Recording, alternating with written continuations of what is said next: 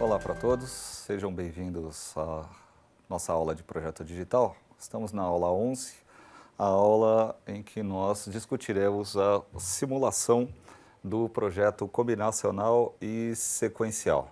Então, se nós retornarmos para as nossas duas últimas aulas, a gente discutiu esse projeto híbrido, vamos chamar assim, contendo as duas partes anteriores, sequencial e combinacional, bastante voltado em termos de exemplo prático para o projeto de registradores. Foi o que a gente fez na nossa aula de número 10, na nossa aula anterior. A proposta agora é que a gente aborde alguns aspectos da montagem do esquemático, principalmente, utilizando o software Quartus 2, para esse nosso projeto de registrador feito na aula anterior. Antes da gente passar para a simulação, efetivamente, né, ou para a discussão do esquemático, vale a pena a gente retomar a sistemática de projeto, né, que foi utilizada para o projeto do registrador. Um primeiro passo, muito importante, é a determinação do tamanho do multiplexador. Então, isso vai depender do número de funções que foram estabelecidas para o registrador. Lembrando de algo que é importantíssimo e nem sempre aparece de forma explícita, que a gente precisa ter uma função que mantém o valor atual. Então, não necessariamente isso aparece abertamente na discussão, tenho em mente que essa função sempre precisa ser implementada. Então, o número de funções desejadas para o registrador vai definir o tamanho do multiplexador. Na sequência, a gente criou uma tabela de funções desejadas para o multiplexador. Passo 3, houve a conexão das entradas do multiplexador, dependendo das funções a serem implementadas. E, por fim, vem o projeto combinacional com o mapeamento das linhas de controle. Então, revisando os 4 passos que nós utilizamos para o projeto do registrador na nossa aula anterior. Em termos de exemplo, o registrador que foi sugerido tinha 4 funções. Uma função de carga paralela, uma função de deslocamento, que foi definida posteriormente como deslocamento à esquerda, o set do registrador, ou seja, o envio das saídas para estado lógico alto, e o clear, que é o envio das saídas do registrador para estado lógico baixo. A cada uma dessas funções, nós associamos variáveis, relembrando, então LD para carga paralela, SHL para deslocamento à esquerda, CLR para o clear e set exatamente para a função de set, para o envio da saída do registrador em estado lógico alto. Uma vez que o projeto tenha sido realizado na aula anterior, o próximo passo, então, como a gente tem visto e discutido nas outras abordagens, seria transformar esse projeto num circuito com portas lógicas, nesse caso multiplexadores, para ser simulado no software Quartus 2. Então, uma questão importante nesse caso diz respeito à escolha do multiplexador. Como passo de projeto, nós já escolhemos o tamanho. Agora, é importante que a gente faça a seleção de um circuito integrado de multiplex para que esse circuito seja inserido no software Quartus 2. Relembrando, o nosso registrador, a princípio, tinha 5 funções, se a gente for considerar a função de manter o estado anterior. A partir do momento que nós temos multiplexadores comerciais, não de 5x1, mas de 8x1, seria o multiplexador imediatamente posterior, essa foi a decisão, então, de projeto. Então, para o nosso multiplexador, para esse projeto e simulação do registrador, a sugestão é que na simulação vocês insiram o circuito integrado TTL, pela lógica 74, 74151, é um multiplexador 8x1. Então nós temos nesse multiplexador as 3 variáveis de seleção que vão aparecer lá no software Quartus com os nomes de A, B e C.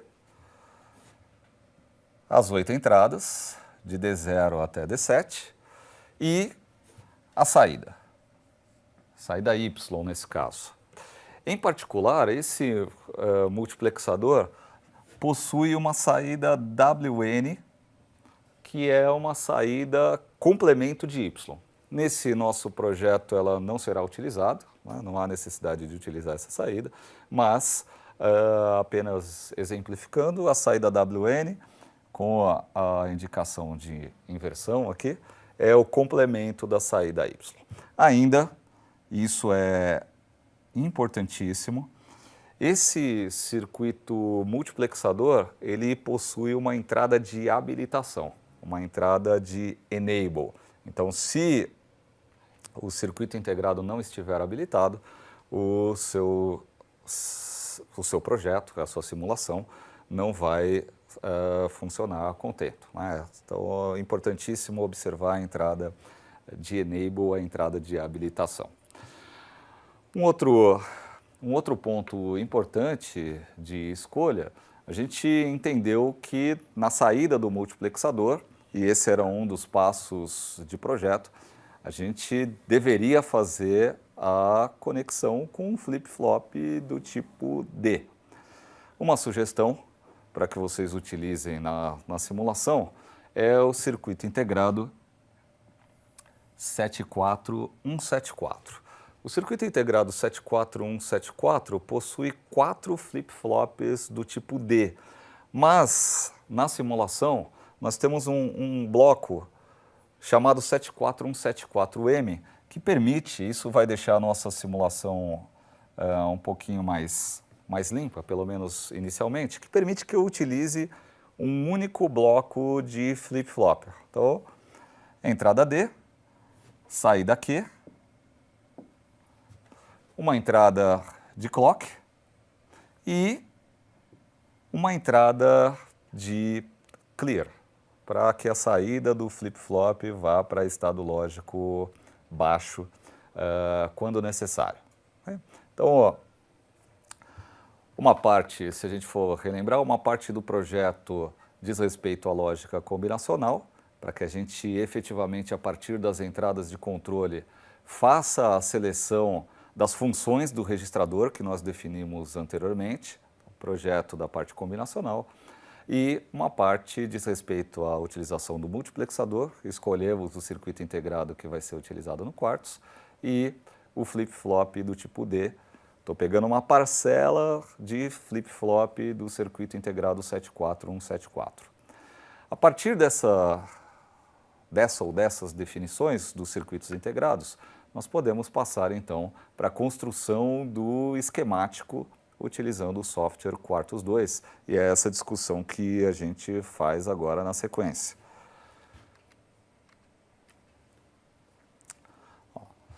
Percebam aqui, até porque a partir desse ponto nós estamos efetivamente montando ou projetando circuitos maiores, o esquemático já está apresentado, ele já está montado, né? Diferentemente das aulas anteriores que a gente fez essa montagem juntos.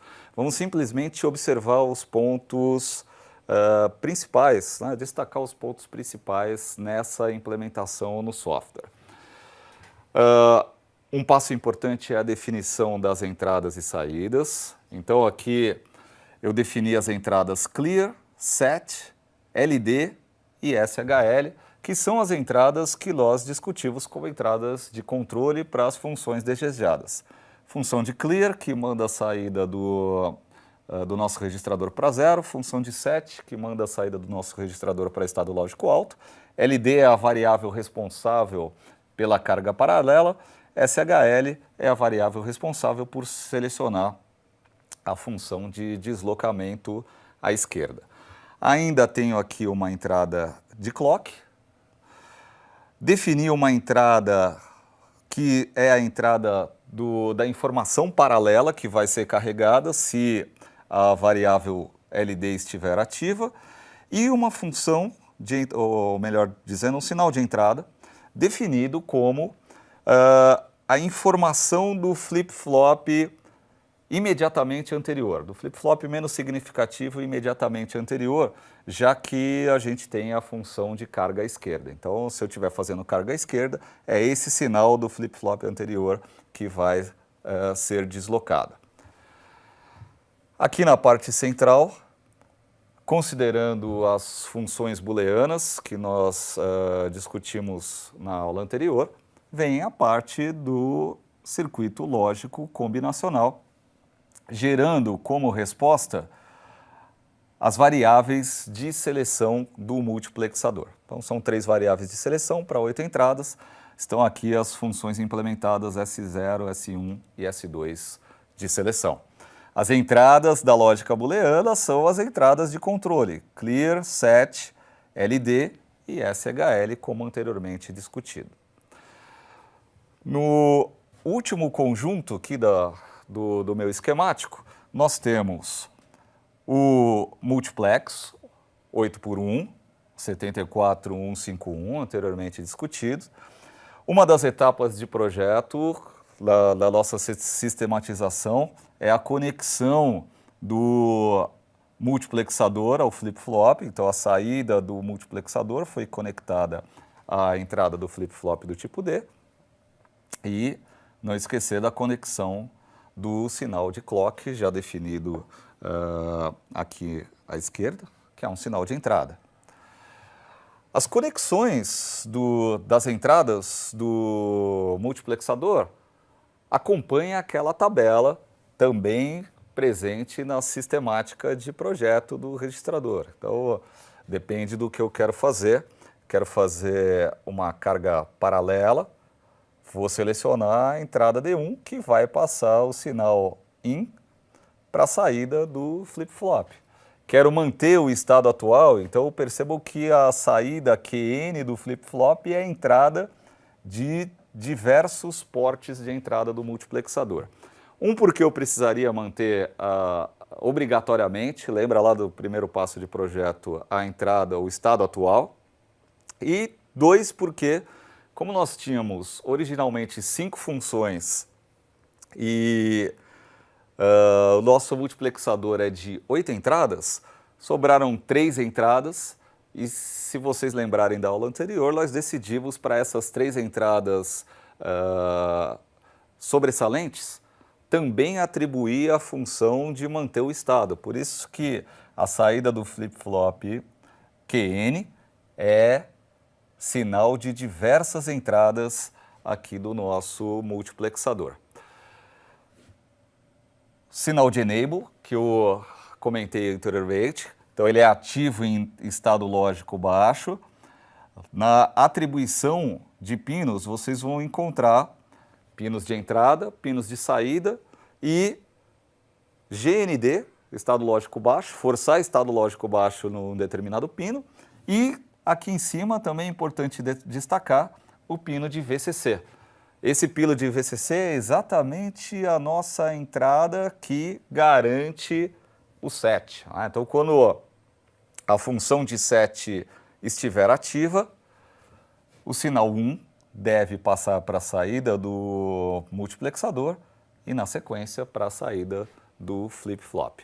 Temos também a função de clear, e essa é a justificativa desse sinal GND do enable, nível lógico baixo, 0, estar ligada na entrada D3 do flip-flop. Quando a variável de clear estiver ativo, o nível lógico baixo associado à entrada D3 passa para a saída do multiplexador e, na sequência, para a saída do flip-flop.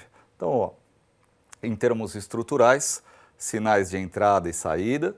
Aqui à esquerda, todos os sinais de entrada. O sinal de saída do flip-flop foi definido como uma saída, efetivamente, um sinal de saída ali à direita. Na parte central, a lógica combinacional do nosso projeto do registrador. E aqui à direita, as conexões entre o multiplexador e o flip-flop do tipo D. Nessa implementação, eu fiz a implementação para um único bit. É como se esse nosso registrador só tivesse um único bit de saída. Uma sugestão é que vocês aumentem esse multiplexador com mais bits, né? Isso vai fazer com que você replique esse bloco de multiplexador e de flip-flop para aumentar o número de bits do projeto. Um outro comentário importante, que é uma recapitulação, é que quando nós fizemos o projeto combinacional, lembre-se que nós demos prioridades para as operações. Então, o que acontece se as entradas de set, clear, carga paralela e deslocamento à esquerda estiverem selecionadas simultaneamente? Essa é uma parte importante. Bom, se todas elas estiverem selecionadas simultaneamente, uma delas vai ter prioridade. A gente fez isso para todas as entradas, essa é uma parte realmente importante do projeto, né? Você dá prioridades se mais do que uma variável de controle for acionada ao mesmo tempo. Uma vez que o esquemático esteja implementado, vocês já conhecem esses passos, você vai compilar o circuito, vai compilar esse esquemático, vai abrir um novo arquivo associado às formas de onda, vai definir os tempos de simulação, como a gente fez, vai carregar as variáveis de entrada e saída que você quer que apareçam na sua janela de forma de onda e vai executar a simulação. Relembrando também, você pode ter duas abordagens, a simulação funcional, sem atraso de propagação, e a simulação que considera os atrasos de propagação associados ao seu circuito digital. Como respostas,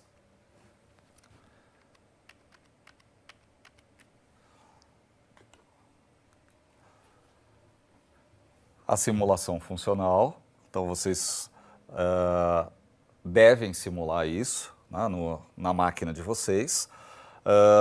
Façam a análise, né, eu gerei aqui um sinal de entrada, que era aquele meu sinal de carga paralela, gerei um sinal com uma certa frequência de clock, gerei os sinais de controle, load, set, SHL, e procedi com a simulação que desconsidera o atraso de propagação. Na sequência, lembre-se que isso é simplesmente um parâmetro, você muda a simulação para a simulação timing, esse é o nome que o programa associa a simulação com atraso, e aí vem a simulação com atraso de propagação. Então, dessa vez, após as nossas aulas de simulação, uma só dedicada ao simulador, só dedicada ao Quartus 2, e as outras simulações que nós procedemos com mais detalhes, vocês já têm condições de executar essa simulação e chegar a esses resultados propostos com as respectivas análises já por conta própria. Lembrando que eu estou sempre à disposição lá no ambiente para tirar dúvidas. Na nossa próxima aula, nós vamos discutir um projeto mais elaborado ainda, chamado projeto RTL, que é a transferência em nível de registrador. Basicamente, nós vamos projetar um processador dedicado para uma determinada tarefa na nossa próxima aula. Obrigado e até a próxima aula.